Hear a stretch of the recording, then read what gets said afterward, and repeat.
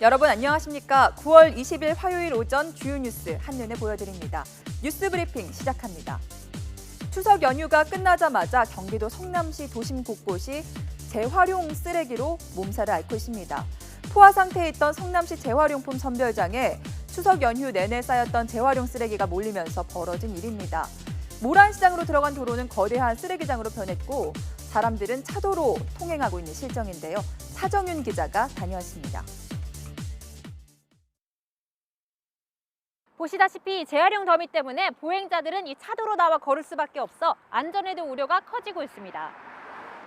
지금 여름이가 좀 한여름에는 힘들죠. 냄새가 막 썩은 진동을 당하니까 그런 건 좀 시에서 빨리 해줬으면 좋겠어요. 올해는 추세 아니에요. 갑자기 보니까 뭐 대안이 지금 오는 거니까 근데 어떻게 할 수 있는지 그 문제는 시하고 사측하고 상의를 해서 해야죠. 연휴 쓰레기로 골치를 썩고 있는 곳이 또 있습니다. 고속도로 휴게소와 공원 묘지입니다. 명절 동안 먹고 마신 잔해, 선물 상자뿐만 아니라 가정에서 쓰던 물건까지 내다 버린 사람도 있습니다. 평소 주말보다 하루에 많게는 5배 이상 쓰레기가 들어온다는 고속도로 휴게소와 공원 묘지에 백종규 기자가 나가봤습니다. 이번 추석 연휴 기간에 고속도로에서 걷어들인 쓰레기입니다. 음식물 쓰레기까지 있다 보니 냄새가 고약한데요.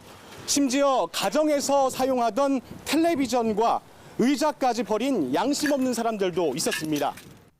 가정에서 쓰던 여기 음식물 쓰레기, 애기 기저귀 같은 거 이런 거를 엄청 갖다가 버려요. 그런 게 문제점이 많죠.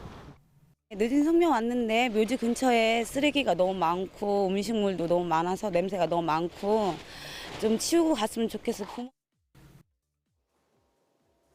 이번 추석 연휴 기간 이런 일도 있었습니다. 경찰대 출신 경찰 간부들이 성추행과 폭행 사건에 잇따라 연루돼 현행범으로 붙잡혔습니다. 근무 기강을 지적하는 목소리가 커지고 있습니다. 김영수 기자의 단독 보도입니다. 서울 강남경찰서 소속 이모경이는 추석 연휴 사흘째인 지난 16일 새벽 서울 광진구에 있는 편의점을 찾았습니다. 술에 취한 이경이는 편의점에서 일하던 중국 국적 여종업원의 팔을 잡아 끌며 안아달라고 성추행을 벌였습니다. 결국 이경이는 신고를 받고 출동한 경찰에 현행범으로 체포됐습니다. 경찰대를 나와 지난 2010년 임관한 이경이는 경찰관의 비위를 감사하는 청문 감사관실 소속으로 확인됐습니다. 추석 연휴 첫날인 14일 밤에는 서울 서초구에 있는 주점에서 술을 마시던 서울경찰청 기동본부 소속 조모 경감이 몸이 부딪혔다는 이유로 종업원을 향해 주먹을 휘둘렀습니다. 역시 경찰대 출신인 조 경감도 경찰관들의 비리를 감찰하는 부서에 근무하고 있었습니다.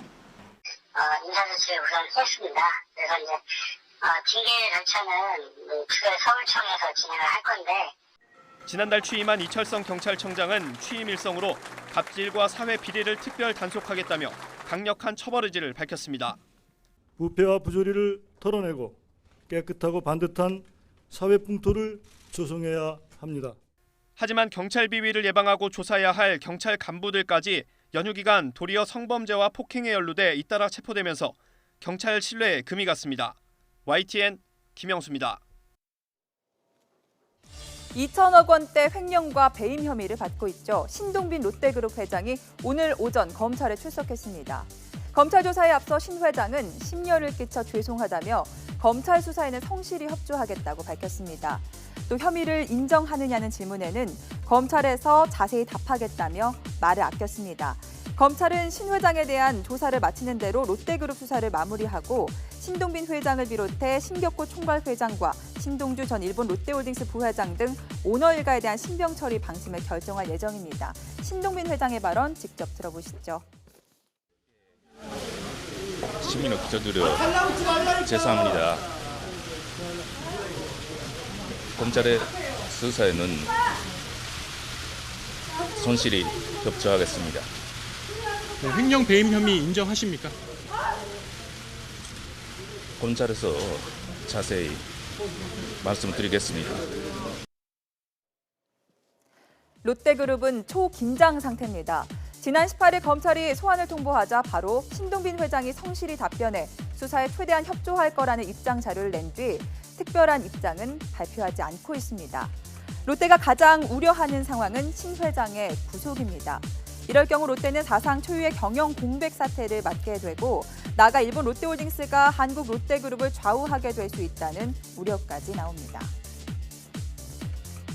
북한이 새로 개발한 로켓의 엔진 연소 실험에서 대성공을 거뒀다고 주장했습니다.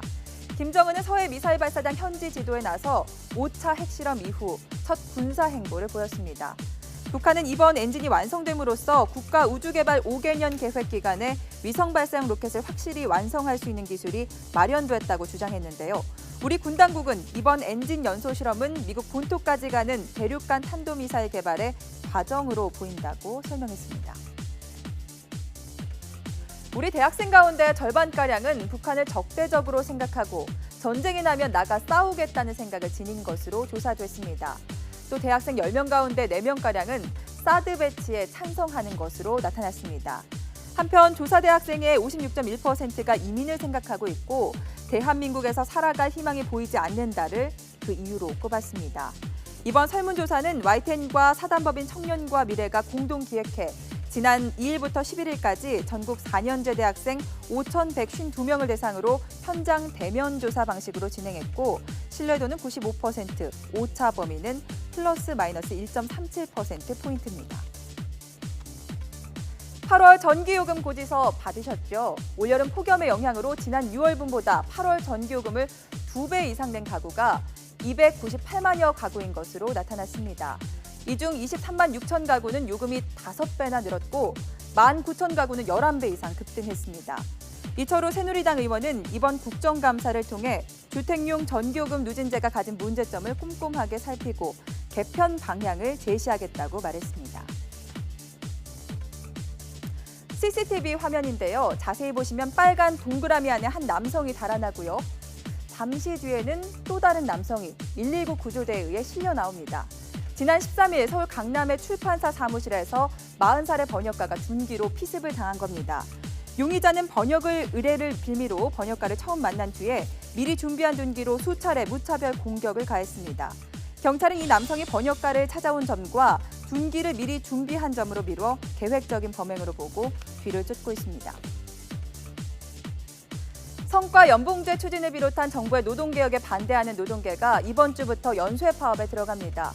전국 공공산업 노동조합 연맹이 모레 서울역 앞에서 10,000명 규모의 대규모 집회를 열 예정이고 23일에는 금융노련위, 27일에는 철도노조와 지하철노조가 공동 파업에 나서는 등 연쇄 파업이 이어집니다. 정부는 불법 파업이 벌어지면 엄단하겠다는 입장이라 노동계와의 충돌이 우려됩니다. 화요일 오전 주요 뉴스 전해드렸습니다. 자세한 소식이 궁금하시다면 바로 뒤에 이어지는 뉴스타워에서 확인하시죠.